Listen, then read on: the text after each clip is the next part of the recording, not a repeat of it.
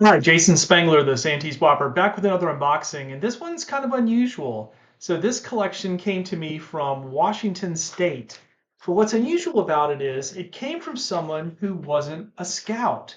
Every once in a while, I will hear from people who perhaps come across things in an estate sale, not belonging to their family, maybe even a storage locker picker, those types of people, other people who come across scouting memorabilia, and they'll have the same dilemma that a lot of scouting families have. Who is interested in this old scout stuff? And so I'm really happy to connect with Matthew. And it was kind of funny, again, not being a scout person, he specifically said, "Oh man, are you going to make an unboxing video?" And I was like, "Yeah, I'll make an unboxing video." There's some really interesting stuff here. It's a sort of a wide variety, which I'm looking forward to sharing with you in this unboxing. Okay, so here's the opening, and what makes this collection interesting from the pictures that Matthew shared with me before he agreed to sell it to me is that there is some military stuff here. And so it's going to be a little bit of scouting memorabilia and also a little bit of military stuff, which I think will help tell the story. That's kind of what I like to do in these unboxings. So let's start pulling some things out. Not sure exactly what that guy is.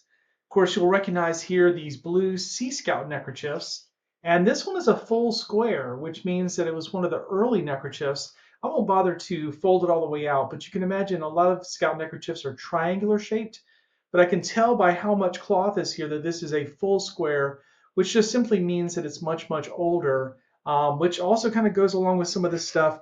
I think there might be a bit of World War II era military patches. In fact, just to kind of clue in on that, here's a little, I would call this kind of a Navy hat or some kind of a, seaman's cap, that kind of thing. So we'll see what else we can find in this collection. This neckerchief, again, being that navy blue, I thought maybe it would have a Sea Scout emblem on it, but it looks to be blank, which that sometimes happens in scoutings. You'll have neckerchiefs that maybe were local. So whenever we start to see the scout stuff, we can get an idea of the timeline and where. So this is a staff neckerchief for Watchung Area Council, which I think is in New Jersey. Someone's going to correct me, or maybe that's out in Washington State, which is where this stuff was from. So believe it or not, I don't have all these memorized. I don't know every council and where it's from and all that kind of good stuff. Yeah, again, mixed bag. So check this out. This is a Girl Scout leader's scarf with a little button on it. I have no idea what that button is for, but I know that's what this yellow scarf is. Then, of course, in just about every collection I get, I'm going to find Order of the Arrow sashes. This is definitely an older one, just judging by the thickness of the cotton and the edge right here. That's how you can kind of tell those guys apart. Good old Garrison cap. And then another year with this guy right here, a red staff, and I'm not sure, what the difference would be. But here's kind of one that I'm going to have to, figure out what's going on here. So whenever you see patches like this, felt patches that are just letters, typically in scouting, that's going to represent an early camp badge because the style is so simplistic. These early felt badges were not very complicated. They weren't embroidered or anything, for example. But what makes this odd is that it's sewn onto a neckerchief, and this is a triangular shaped neckerchief, so it's more of a modern one. So, of course, the monogram here is WC, which could go back to the same name of this council. That's what I would assume. We would have found two neckerchiefs that have the abbreviation WC, so that's what I would assume here. So this could be made for a council event. It could some sort of a staff patch or something of some kind. I doubt it's kind of um, a thin felt. It's not really thick, so I feel like this was something that may have been a little more homemade, by someone in the camp staff or something, or by someone running an event in the council. Not something that was like an early camp emblem, because a lot of times those have a more distinctive look. Another classic neckerchief. This one I think is a full square as well. Get these a lot in collections. I think they're pretty cool. I can never remember the name of the material that this was made from, but these were things that were sold in the Scout catalog. And of course, this is just a simple wall hanger for Cub Scouts with the old Cub Scout promise. And then this would have been, of course, a tie rack.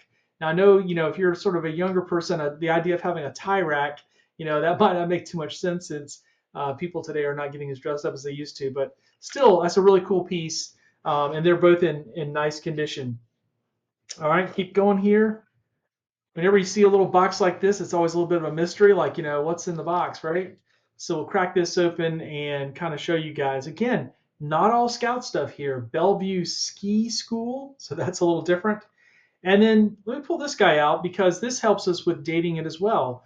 So this simple patch, nothing really to it, I think it's Garwood, is a community strip, but the colors of blue and gold go with Cub Scouts. And this to me is roughly, pre 1950, made right around 1950, 51, 52, somewhere in there. But that's when they would have these community strips before they went into having all community strips be red and white. And then there's a couple of other things in here. You never know in this little jewelry box type thing if there's going to be something good. So let's just click through. Here's a nice little sterling silver Eagle Scout charm. So this would have been perhaps a civilian wear pin because it's really, really small that the Eagle Scout would have worn. So, again, likely the collection of an Eagle Scout. That's how you would have come across that. Then some position patches like this one here. Here's a New Jersey patch. Maybe I was right about it being New Jersey. Let's see what else we got. Merit badge, wood carving merit badge. Again, somebody really loved the Cub Scouts. A little tiny Cub Scout ring. Again, just see if there's any other pins here, little small things. Don't see anything else too big there to show off. Another sash. This one looks to be of a more modern age, just judging by the style. So oftentimes I do see in collections you won't just have one consistent timeline, different people. Got some socks here. All right, now this is a little point of personal privilege. Look at what was in this collection. Now, those of you who know me a little bit better than just watching me on YouTube will know that I am a proud graduate of the University of South Carolina. Here's a security question. My wife bought me this ring when we were dating back in 1995 when I graduated college, and I wear this ring every day. I never take it off. I'm a loyal Gamecock, and look what came: just some super vintage decals. USC, that is not Southern California, boo, and 1801 right there. So that's cool. I saw this. I was like, what? Like, what is the connection between this stuff and the University of South Carolina? I have no clue. Probably won't be able to figure it out, but was pretty cool. And then here's another one. Again, some of my friends will be super jealous if I put this on my car. A super vintage South Carolina Gamecocks logo, because this is not our logo. Anybody who's a modern sports fan might recognize the modern Gamecock logo with the C and the Gamecock in the middle. But there's your old kind of like rooster bird logo that probably didn't put a whole lot of scare into anybody back in the day. All right, let's see what this is. This is interesting. It's got some German writing on it, and it has the guy's name, who I think the collection would have come from. So again, boxes are kind of interesting to open. What's in here. So let's slide this open and see what's in here. All right, more typical things you see in a Scout collection. I'm not sure what that string is. Garter tabs that go with the socks. 1966 Olympics, just kind of a homemade patch.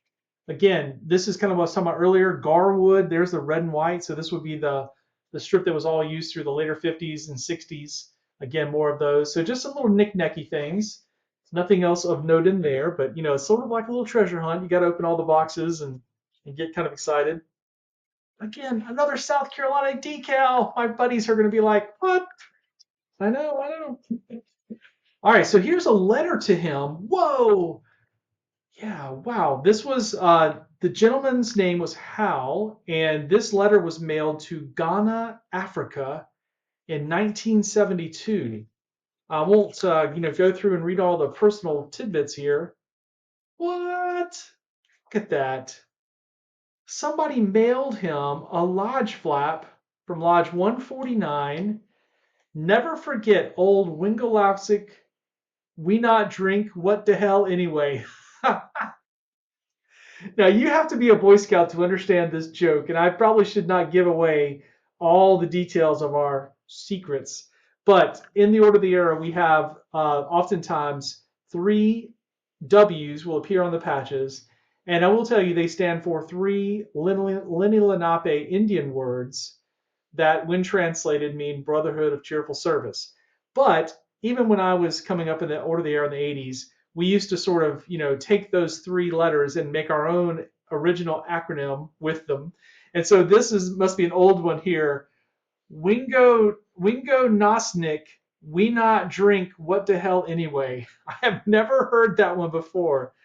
So somebody mailed that to Hal when he was, I'm guessing, in the Navy in Ghana, Africa. So that joke is about 50 years in the making, and I get to share it with all of you. Again, just some common things that I'll see, and then here's a U.S. naval base patch there. This OA handbook's in really good shape. This is from 1965. That was the 50th anniversary of the Order of the Arrow. See what printing this is. 1965 revision, and I'm sure whatever. There's several different printings of it. Dig around for that just yet. Got some more paperwork here, which is always kind of cool. You can kind of see what this guy was doing and what he was into, and a little bit more about him. So again, kind of an Order of the Arrow guy, judging by the arrow. Cascanapo Lodge 310, the muscle and shell. And this is for new members. Got to read that carefully. And then this is a nice, really nice, well done Lodge newsletter dated 1966. Stoll elected 5D area chief. So Cascanapo is a lodge in Louisiana, which is also the return address on that letter that he got. So let's see if this is also some Cascanapo stuff or stuff from Louisiana. Where to go camping from 310. This was a thing that was still around when I was in the Order of the Arrow. Lodges would make booklets that helped troops get the contact information for where they could go camping. And so in here, there's normally information about different trails and state parks and things like that. As you might imagine, at some point, the internet kind of eliminated the need for a where to go camping booklet, and those kind of went away. But this was something that was a big deal. And through my years, it was something that we always got judged on at our different conclaves we had. Here's another cost. So this is a little Cascanapo 310, and this one has a pin on it. So this might have been one that was, that using that pin was connected to a uniform. And then here's another one of these here, WC. This is one that hasn't been sewed down, but again, it's a pretty thin felt. So makes me kind of think maybe it's a little homemade instead of being something that was intentionally made. U.S. Navy, we kind of get the vibe here. U.S. Navy again, and then here's sort of military tabs. These are shoulder tabs that would go on a tab. Luckily for me, I can use Google Lens to kind of figure out what these military patches are because that's not something that I'm super common with, or so that's not really. Although I did grow up on a military base, it didn't give me the gift of knowing all of these interesting patches. So U.S. Navy, that's an old looking one there. Safety, the Garwood Patrol, not sure what that is, but that's cool. And then again, some of these here, these sort of cryptic ones, I won't really know what those are. 1940, so look at that. 1940, like a big, sort of not quite a chenille, it's a felt, like a felt on felt. But again, that's got to be some kind of a military thing. It's not Boy Scouts. And then this is pretty cool. This is probably, a unit patch, but I would call this a jacket patch. It's about, I wouldn't quite say it's 5 inches across, but maybe 4.5 inches across. It's too big to fit on, the sleeve or anything, but that's pretty cool. I'm sure if I Google image that, I can find out really quickly what that unit is. And again, hopefully same thing with this. This is some sort of military thing going on. And then this is something obviously made in theater, Africa, Sicily, Italy. Don't know if that was from somebody in an earlier era like World War II or not. I'm not sure about that. Some more things here. Tennessee Valley Council. I don't think that has anything to do with Louisiana. Three Rivers District. That would be like a county level division for Scouts. Norwilla Council. So a little bit of trading was going on perhaps. Wabash District. Lincoln Trails District. And then again, that council we saw earlier, Watchung area. Now that's pretty cool. Check this guy out. It's got some, issues with how dirty it is, but that is definitely a very, very old Sea Scouts patch. It's not a rank patch of any kind. It just looks more like a universal patch, but I haven't seen one like that before. That's a really cool one. Probably will keep that one in my collection just because I do collect senior scouting items. and I don't have that one. I don't recognize it. Here's a little felt. This might be a clue too. If we see Watchung Area Council and here's a felt patch, maybe that was something they were into making. And certainly, if you're watching this video and you know what that patch is, you recognize the little felt cutout one, let me know. What else we got here? Like a little charm of some kind. I'm an Episcopalian. All right, nice for you. And then what else is this guy here? Again, little charms and stuff. I don't think these are scouts, so let's set those back. And then here's Chief Seattle Council out there in Washington State, where this guy was from. And then here's another little South Carolina sticker. And then I'll close with this one. This is a notch stick. So for those of you who are even newer in the Order of the Arrow, or you're not familiar with this old tradition, this one's actually done really, really well. But back in the day, and when I say back in the day, I include myself, when you went through your ordeal, you were supposed to have a notch stick, which was a stick that you wore around your neck, very much as like this one is. And during your ordeal, one of the things that you have to observe is an oath of silence so that you can be contemplative and think about the purpose of the ordeal and what the Order of the Arrow is all about. And so in the olden days, if you violated your oath of silence, then your ordeal master would put a notch in your stick designating that you had broken your oath of silence, and you could have more than one notch.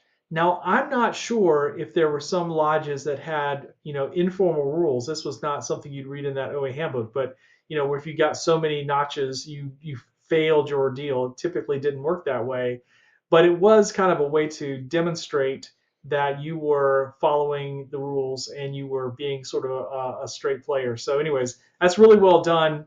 Notch stick right there. I'm sure that's what that is since we saw the ordeal sashes. So this is kind of a fun collection for me to open. A little bit of mystery here, a little bit of military stuff. I'll have to figure some of these things out. Again, thanks to Matthew if you do end up watching this video for agreeing to sell me this collection and let me get it recycled back into scouting. And then I'll try to find out what's going on with these military pieces. Honestly, I didn't really see anything here that was kind of a home run item that I could write home about, or some of you who are really serious scouting collectors would get all excited about. But again, part of the unboxing is just sharing the story, and hopefully I was able to do that. If you have a box like this, whether it's one from a family member or your time in scouting that you're looking to recycle and get back into the hands of memorabilia collectors, please reach out to me. Go to my website, scoutpatchcollectors.com. There you can find all the stuff about what I've been doing. Probably made about 50, 75, maybe 100 of these unboxing videos now, so been doing this for quite a while. I've got a warehouse in Charlotte, North Carolina, and I enjoy sharing the message of scouting's history. Thanks very much, Jason Spangler.